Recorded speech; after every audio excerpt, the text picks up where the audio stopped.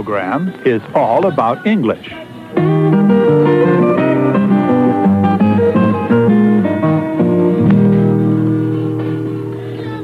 Hello, I'm Stan Busby, your host for All About English.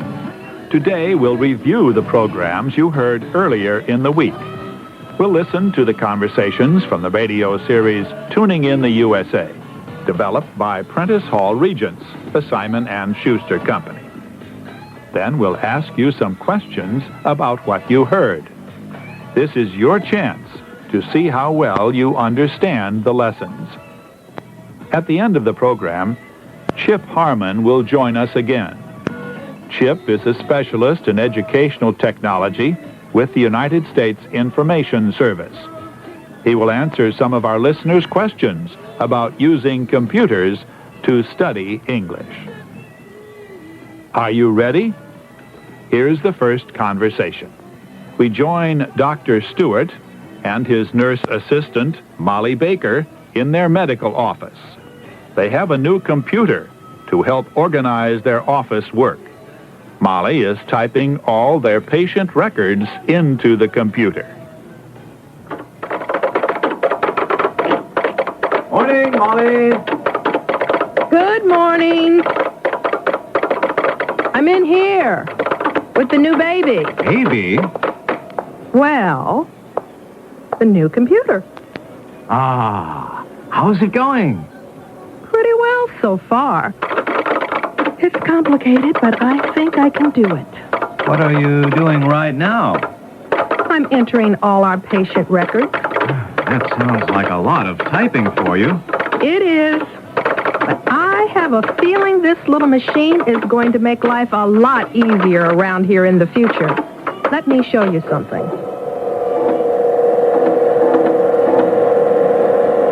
With this computer program, there's a standard form for keeping patient records. I see. You just fill in the patient's name, address, date of visit, reason for visit, and treatment. Now here's the good part.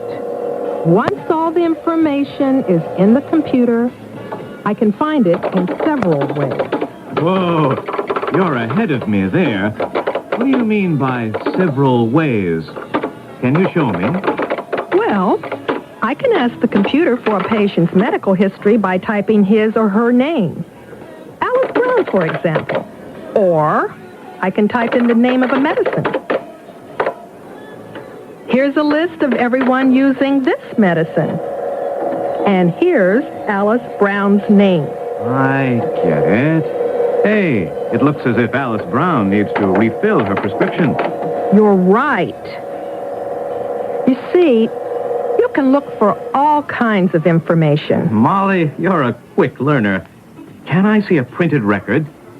Sure. Let's print out Alice Brown's medical record. This is the best part. You sit back while the computer types. That's right. Until the telephone rings. Excuse me.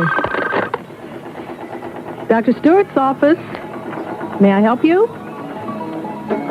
Ah, Mrs. Brown, what can I do for you? Alice needs a new prescription. No, there's no need to go get the number. I have it right here in the computer.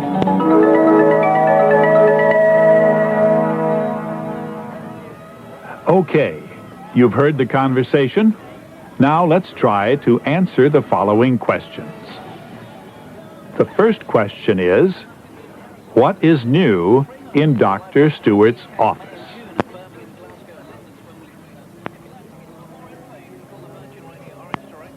The answer? A computer. There's a new computer in Dr. Stewart's office. The next question, what is in the computer?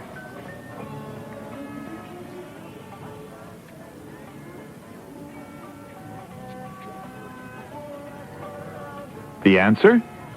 Patient records. The records of Dr. Stewart's patients are in the computer. The next question, is there just one way to use the computer program?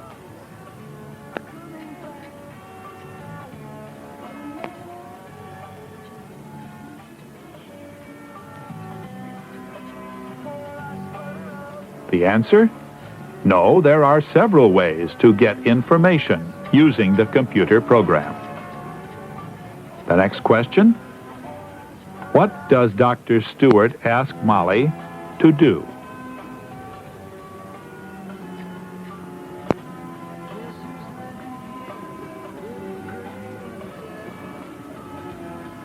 The answer? Print out information from the computer. Dr. Stewart asks Molly to print out information from the computer. And the last question?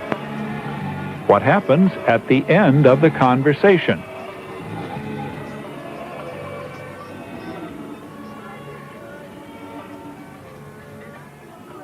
The answer? The telephone rings. Mrs. Brown calls on the telephone. Could you answer the questions? We hope so. Now let's listen to the second conversation. We're back with Dr. Stewart and Molly Baker at the Riverdale Hospital. Dr. Stewart knows a computer can make record-keeping more efficient, but this afternoon it helps to save a young patient.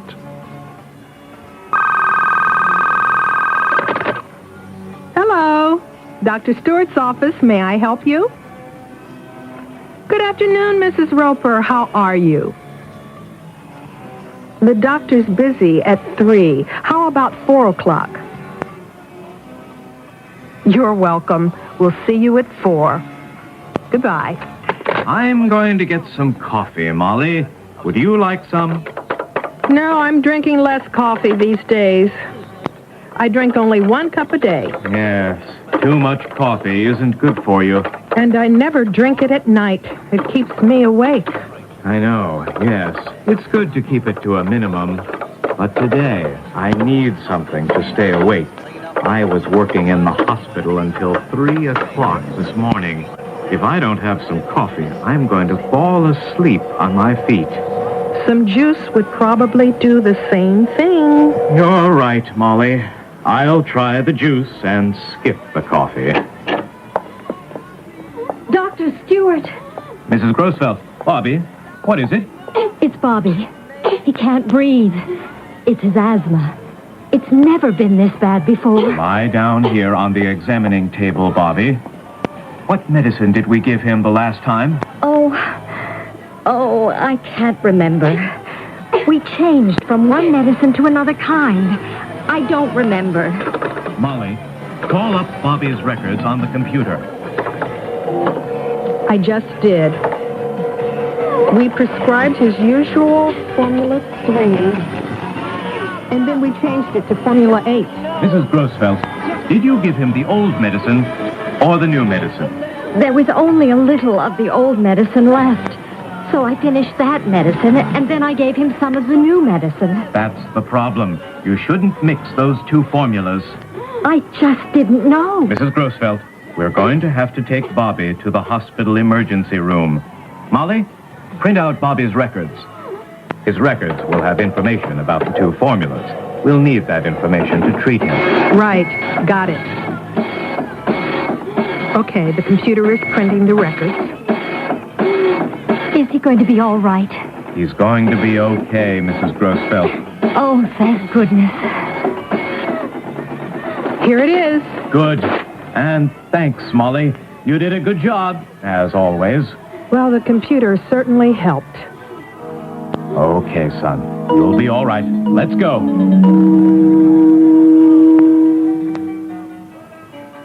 Are you ready for more questions?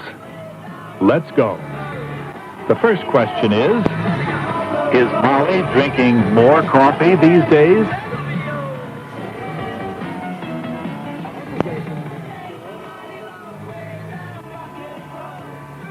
No, less. Molly is drinking less coffee these days. The next question, what happens when Molly drinks coffee at night?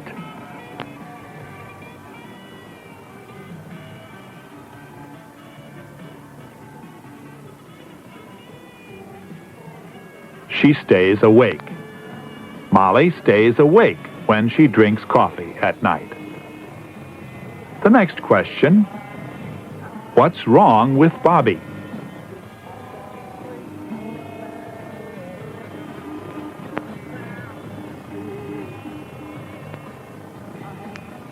He can't breathe. Bobby has asthma. He can't breathe. The next question, where is Dr. Stewart going to take Bobby?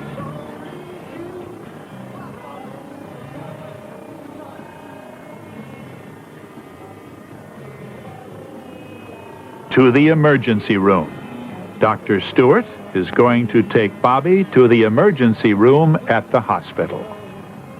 And the last question, is Bobby going to be all right?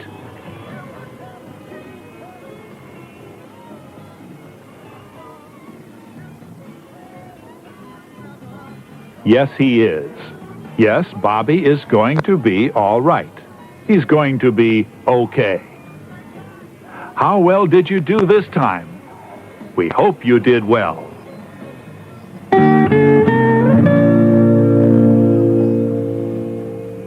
You are listening to All About English on the Voice of America.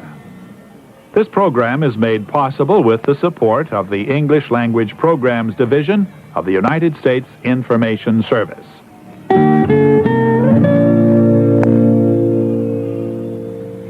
We hope you were able to answer our questions. Now it's time for us to answer your questions. Joining us again is Chip Harmon. Chip is a specialist in educational technology with the United States Information Service. Chip, computers have, of course, become so popular and so important to communications in our world. We have some people who write to us and talk to us about computers and about the need for learning by computer. Do you have some ideas for Mohammed El Abd, who writes us from Egypt, or for Heinrich Forgaft, who is in Israel? Both of them would like to know about computers and English learning. Well, the use of the internet and the use of computers should not take the place of good teaching. One of the concerns teachers have, of course, is what will happen if I start using the computer? Am I necessary? Well, of course you are, if you're a teacher. There is no replacement for a good teacher. In the field of educational technology, we joke that any teacher who can be replaced by a computer probably should be, meaning that the teacher is so bad that a simple computer can take his place.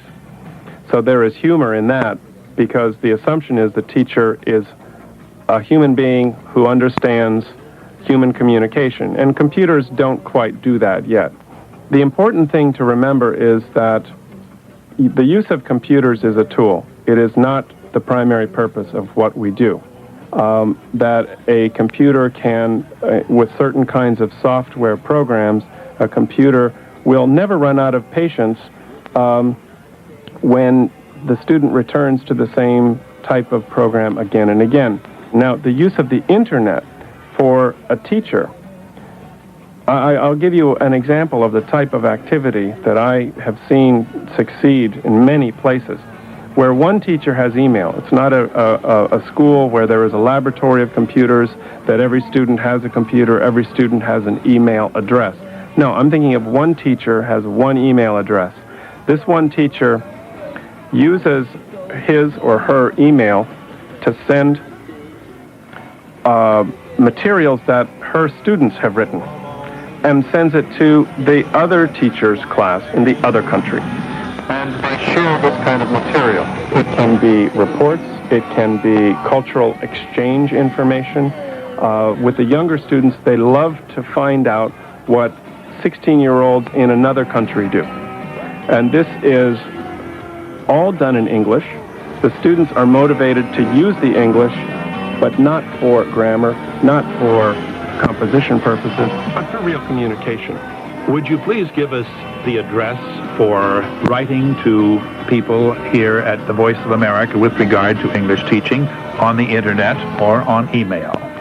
Certainly. I've prepared a nice document for teachers and other interested people who are looking for ways to use the internet email for receiving information, making contact with pen pals, making contact with other teachers. If you have email, simply send a message to this address, English@usia.gov. And then in the subject line, the only word is VOA email. That's one word with no spaces and no hyphens or dashes. I'll spell that. VOAEMAIL. When that message is received here in Washington, you will automatically receive a document with some very good suggestions and a little bit of help in understanding what the internet is. Well, that's all the time we have for today. We'll answer more of your questions soon. So please keep writing. Our address is All About English, The Voice of America, Washington, D.C., 20547 USA. Our fax number is 202-619-2543. If you want advice for using electronic mail to learn or teach English, please send an email message to english@usia.gov. In the subject line, put VOA email. That's one word, no hyphen. VOAEMAIL. Remember, if we answer your question on our program, we will send you some materials to help you in your studies. This is Stan Busby saying goodbye until we meet again to talk all about English.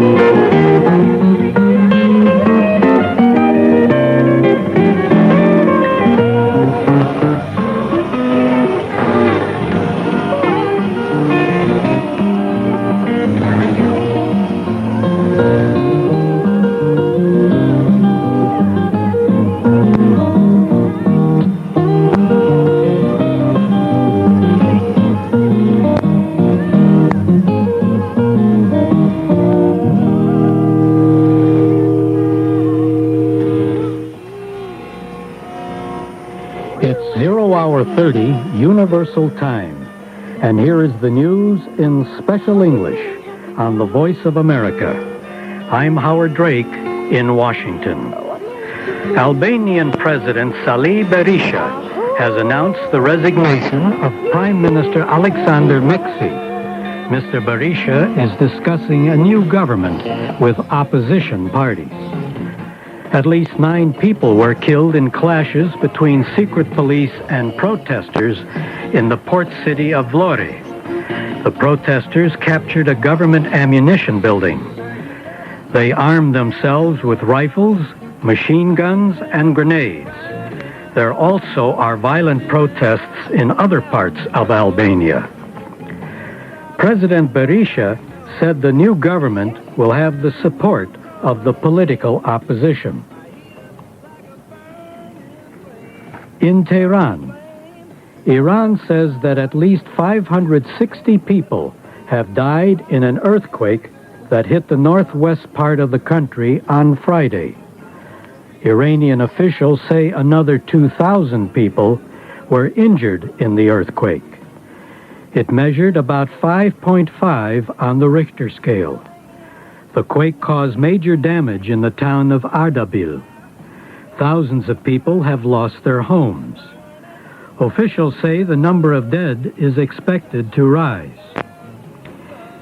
In nearby Pakistan, the number of dead also is expected to rise after a major earthquake there Friday.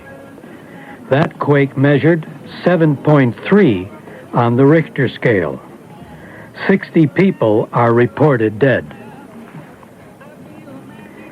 Geneva. The head of the United Nations Agency for Refugees has appealed to Zaire and Zairean rebels to permit relief agencies to help refugees in eastern Zaire. Sadako Ogata said her agency will not be able to bring food and medicine to Rwandan and Burundian Hutu refugees unless aid workers can operate safely. In eastern Zaire, the UN and other relief agencies have withdrawn their workers from the city of Kisangani to escape the latest rebel attack. Earlier reports said that the rebels had taken the town of Kindu, less than 400 kilometers south of Kisangani. The government denies the claims.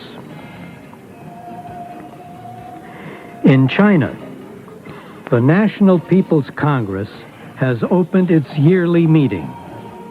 In the opening speech, Premier Li Peng said China's economic reforms will continue. He also promised to speed reforms of government-owned businesses. Mr. Li promised to permit Hong Kong to keep some of its independence after it comes under Chinese rule. He also continued to call for unification with Taiwan, but with less force than he used last year. The Congress will also reconsider if opposing the communist revolution is a crime. Chinese officials often have accused people of this crime to punish anyone considered hostile to government policies. You are listening to the news in special English on VOA. A North Korean delegation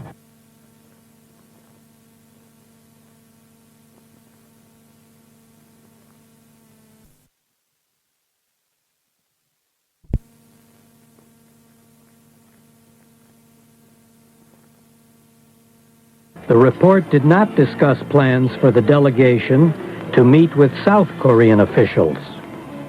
However, North Korea agreed last month to meet with both American and South Korean negotiators. The meeting in New York is an attempt to urge North Korea to join talks aimed at writing a permanent peace agreement. It would replace the truce that ended the Korean War in 1953. In Cairo, the Arab League is urging other nations to stop Israel from building new Jewish homes in Arab East Jerusalem. The League approved a statement warning that Israel's decision will have serious results if it is not canceled. The United Nations Security Council is expected to discuss the Arab appeal in the coming week. Palestinian leader Yasser Arafat told the League that Palestinians may answer the Israeli action by declaring an independent state if the decision is not changed. Israel plans to build 6,500 homes for Jews.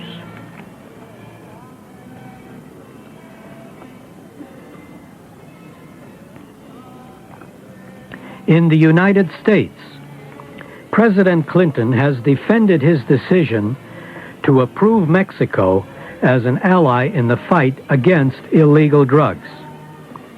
In a speech on radio, Mr. Clinton said Mexican President Ernesto Zedillo is fighting a difficult battle against the drug trade in his country. He praised Mr. Zedillo for dismissing government officials suspected of dishonesty and for letting drug criminals be tried in their countries. Mr. Clinton says Mexico has a serious drug problem. However, he says Mexican leaders recognize the problem and want to fight it. In Russia, President Boris Yeltsin has ordered the government to end the country's wage crisis and to pay workers on time. He also banned local officials from using federal money meant for wages. Mr. Yeltsin issued orders before that were not honored. Part of the problem is that Russia does not have enough money because it is unable to collect taxes that are owed. Again in Russia, officials in the Far East are calling for the cancellation of a proposed launch of a military satellite next week. They say they are concerned about the environment. The launch of a rocket to put the satellite in orbit is planned for Tuesday or Wednesday.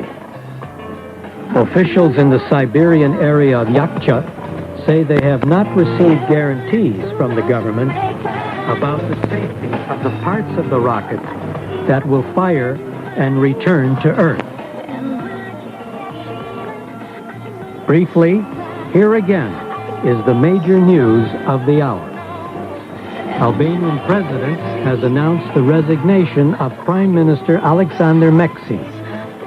Iran says that at least 560 people have died in an earthquake that hit the northwest part of the country. And in Geneva, the head of the United Nations Agency for Refugees has appealed to Zaire and Zairean rebels to permit relief agencies to help refugees in eastern Zaire. That's the news in special English. I'm Howard Drake reporting.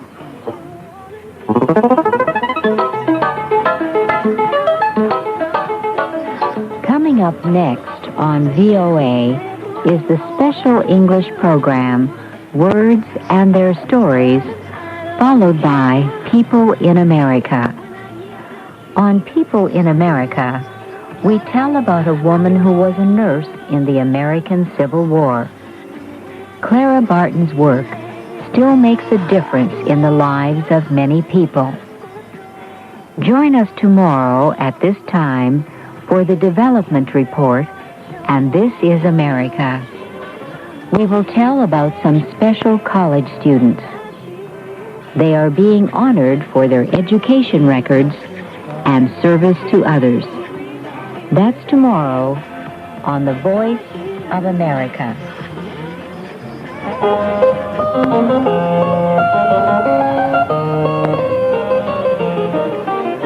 Now, the special English program, Words and Their Stories. The socks that people wear on their feet are not very exciting, but several interesting English expressions are made from them. One such expression is pull up your socks. It means try to do better, improve your performance. Imagine a basketball team near the end of an important game. The players are losing. They are so tired that even their socks look tired. The tops of their socks are falling down over their shoes. A coach calls timeout to talk to his team. Take a deep breath, he tells them. Get organized. If you pull up your socks, you can win this game. He is telling them they can win if they start playing better. A newspaper once reported that a political leader told members of his party that they needed to pull up their socks and get back in the game. Another expression is sock some money away. It means to save some money instead of spending it. A friend might tell you, for example, that she is socking some money away for a holiday trip. Word experts say the expression probably came from people hiding their savings in a sock instead of putting it in a bag. Another common expression is to knock your socks off.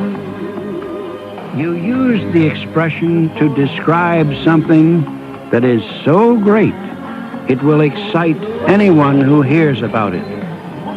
The listener will become so excited he will jump right out of his socks. A salesman, for example, tells a store owner about a new product. Wait until you try it, he says.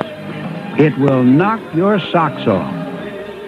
A teenager might use the expression to tell a friend about a new rock music album, one that will knock her socks off.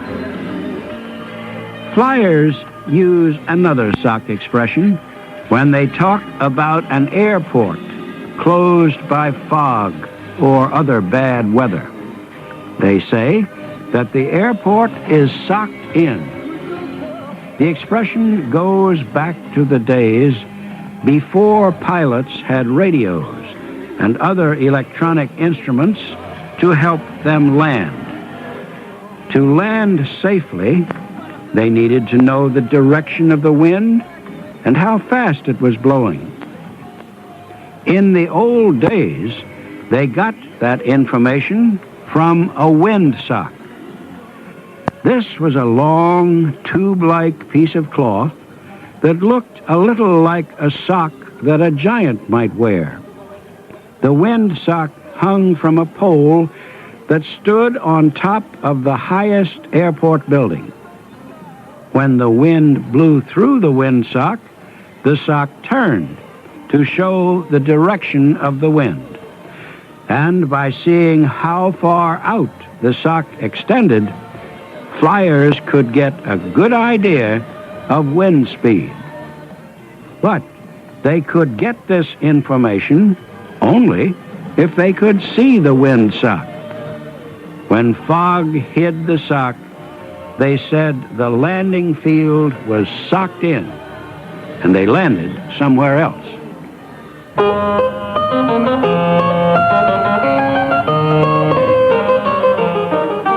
Words and Their Stories was written by Marilyn Rice Cristiano.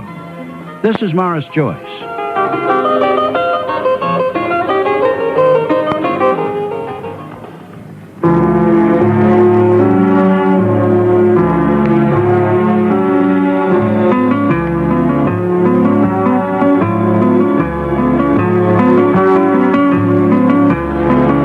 I'm Ray Freeman. And I'm Shirley Griffith with the special English program, People in America. Every week, we tell about a person who was important in the history of the United States. Today, we tell about a woman who spent her life caring for others, Clara Barton.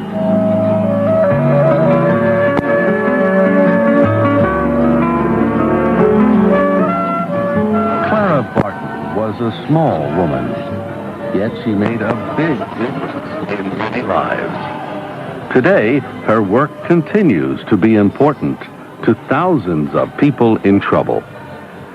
Clara Barton was an unusual woman for her time. She was born on Christmas Day, December 25th, 1821. In those days, most women were expected to marry, have children, and stay home to take care of them. Barton, however, became deeply involved in the world. By the time of her death in 1912, she had begun a revolution that led to the right of women to do responsible work for society. As a nurse, she cared for thousands of wounded soldiers. She began the American Red Cross, and she successfully urged the American government to accept the Geneva Convention. That treaty established standards for conditions for soldiers injured or captured during wartime. Clara Barton really began her life of caring for the sick when she was only 11 years old. She lived with her family on a farm in the northeastern state of Massachusetts. One of her brothers, David, was seriously injured while helping build a barn. For 2 years, Clara Barton took care of David until he was healed. Most 11-year-old girls would have found the job impossible, but Clara felt a great need to help, and she was very good at it. She also seemed to feel most safe when she was at home with her mother and father or riding a horse on her family's land. As a young child, Clara had great difficulty studying and making friends at school.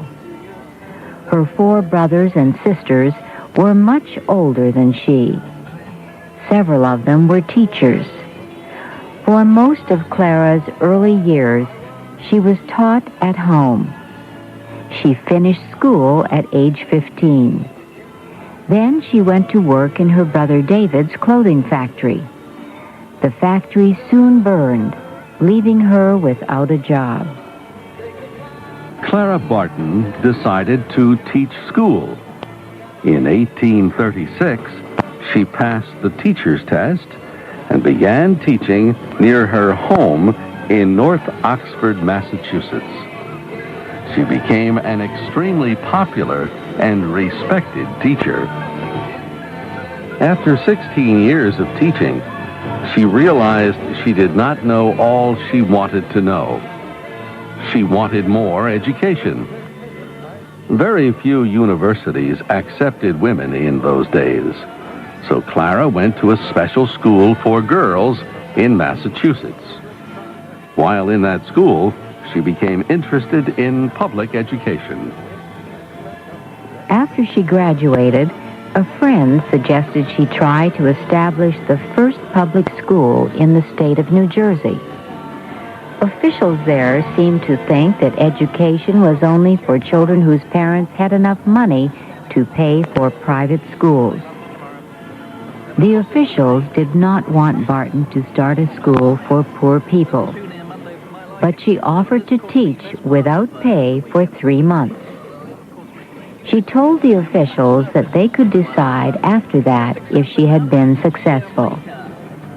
They gave her an old building with poor equipment, and they gave her 6 very active little boys to teach.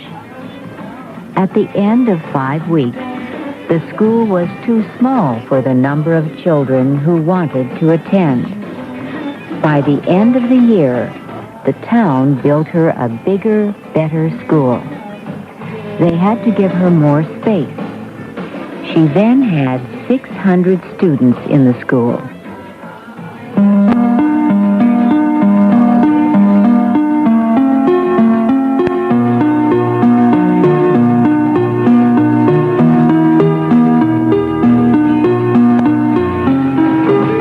Within a year, Clara Barton had lost her voice. She had to give up teaching. She moved to Washington, D.C., to begin a new job writing documents for the United States government. Clara Barton started her life as a nurse during the early days of the Civil War in 1861. One day, she went to the train center in Washington to meet a group of soldiers from Massachusetts. Many of them had been her friends. She began taking care of their wounds. Not long after, she left her office job. She became a full-time nurse for the wounded on their way from the fields of battle to the hospital. Soon, Barton recognized that many more lives could be saved if the men had medical help immediately after they were hurt. Army rules would not permit anyone except male soldiers to be on the battlefield. But Barton took her plans for helping the wounded to a high Army official. He approved her plans. Barton and a few other women worked in the battle areas around Washington. She heard about the second fierce battle at Bull Run in the nearby state of Virginia. She got into a railroad car and traveled there. Bull Run must have been a fearful sight. Northern forces were losing a major battle there. Everywhere Barton looked lay wounded and dying men. Day and night she worked to help the suffering. When the last soldier had been placed on a train, Barton finally left. She was just in time to escape the Southern Army. She escaped by riding a horse, a skill she gained as a young girl.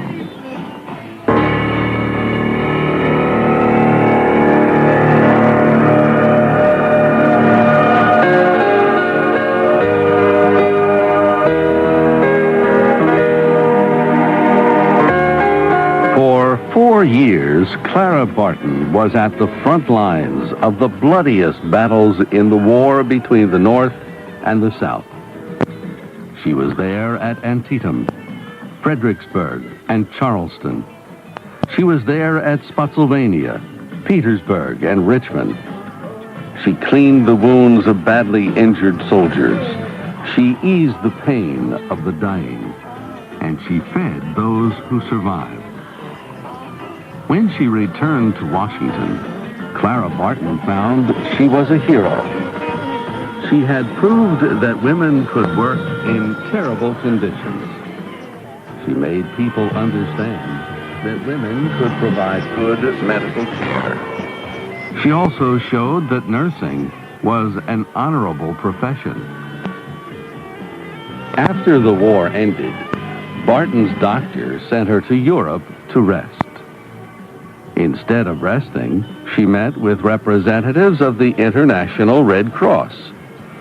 The organization had been established in 1863 to offer better treatment for people wounded or captured during wars. She was told that the United States was the only major nation that refused to join. Barton began planning a campaign to create an American Red Cross. Before she could go home, though, the war between France and Prussia began in 1870. Again, Clara Barton went to the fields of battle to nurse the wounded. After a while, her eyes became infected. The woman of action was ordered to remain quiet for months in a dark room or become blind. When she returned to the United States, she again suffered a serious sickness. She used the time in a hospital to write letters in support of an American Red Cross organization.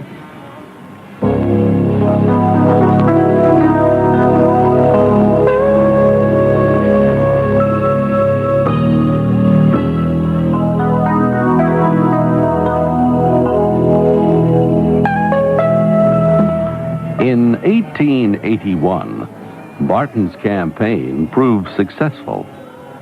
The United States Congress signed the world's Treaty of the International Red Cross. This established the American chapter of the Red Cross. Clara Barton had reached one of her major goals in life. The next year, she successfully urged Congress to accept the Geneva Convention. This treaty set the international rules for treatment of soldiers wounded or captured in war. For 25 years, Clara Barton continued as the president of the American Red Cross. Under her guidance, the organization helped people in all kinds of trouble. She directed the aid efforts for victims of floods in Johnstown, Pennsylvania, and Galveston, Texas. She led Red Cross workers in Florida during an outbreak of the disease yellow fever. And she helped during periods when people were starving in Russia and Armenia. Clara Barton retired when she was in her middle 80s. For her last home, she chose a huge old building near Washington, D.C. The building had been used for keeping Red Cross equipment and then as her office. It was made with material saved from aid centers built after the flood in Johnstown. In that house on the Potomac River, Clara Barton lived her remaining days. She died after a life of service to others in April 1912 at age 90. She often said, "You must never so much as think if you like it or not, if it is bearable or not. You must never think of anything except the need and how to meet it."